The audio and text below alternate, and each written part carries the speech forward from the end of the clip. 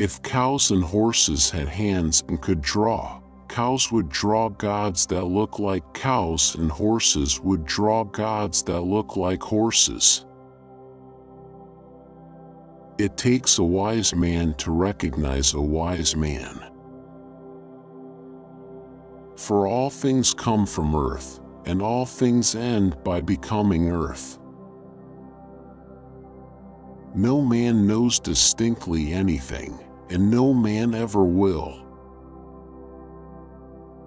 If oxen and horses and lions had hands and were able to draw with their hands and do the same things as men, horses would draw the shapes of gods to look like horses and oxen would draw them to look like oxen, and each would make the gods' bodies have the same shape as they themselves had.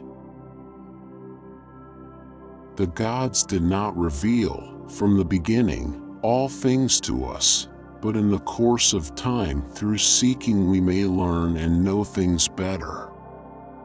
But as for certain truth no man knows it, nor shall he know it, neither of the gods nor yet of all things that I speak.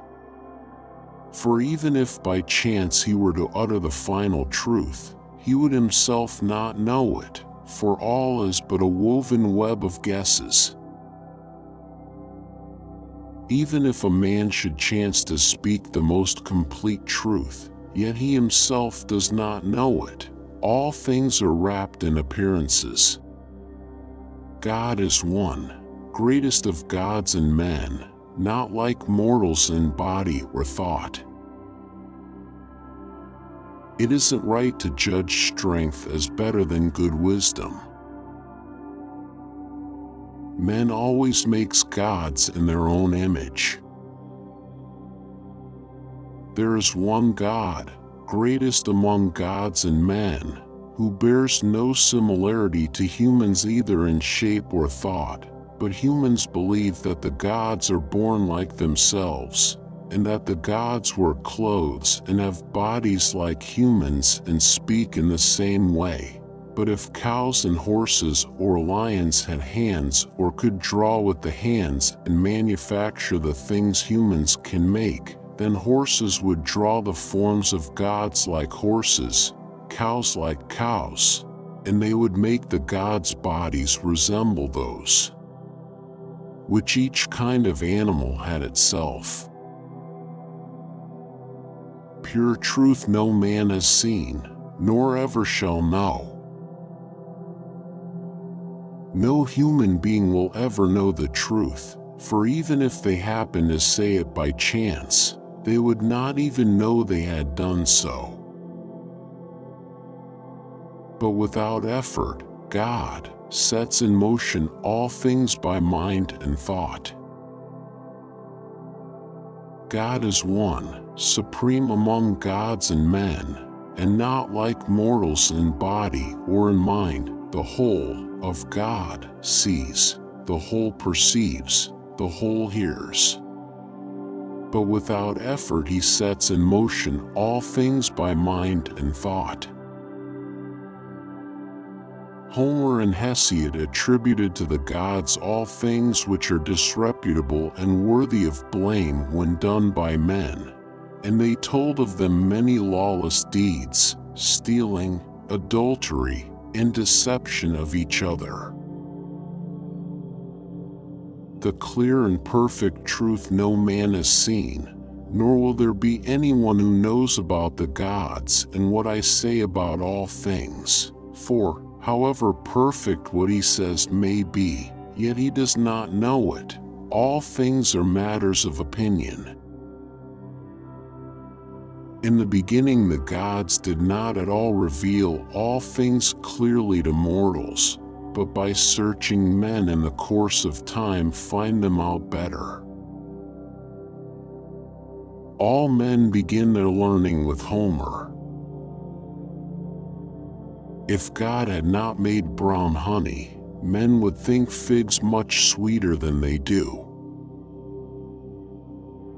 This upper limit of earth at our feet is visible and touches the air, but below it reaches to infinity. Ethiopians imagine their gods as black and snub-nosed, Thracians blue-eyed and red-haired. But if horses or lions had hands, or could draw and fashion works as men do, horses would draw the gods shaped like horses and lions like lions, making the gods resemble themselves.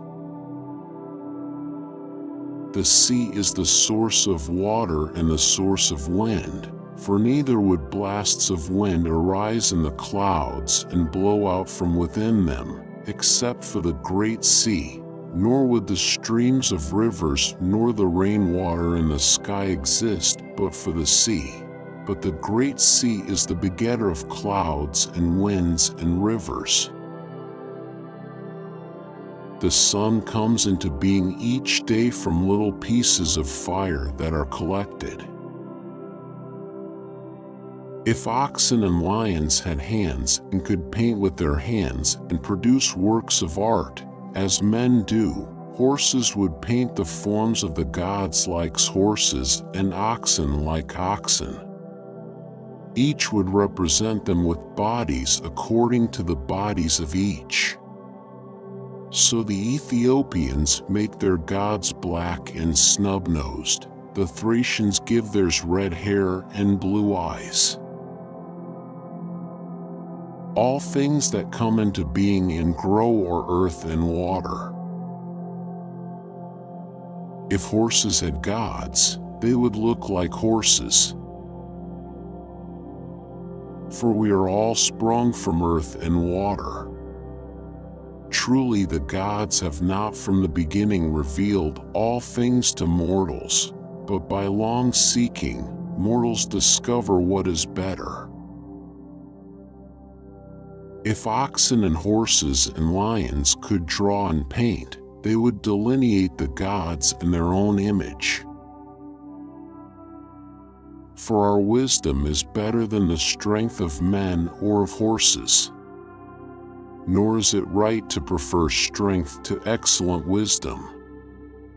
For if there should be in the city any athlete whose skill is honored more than strength, the city would not on that account be any better governed. The Ethiopians say that their gods are snub-nosed and black, the Thracians that theirs have light blue eyes and red hair.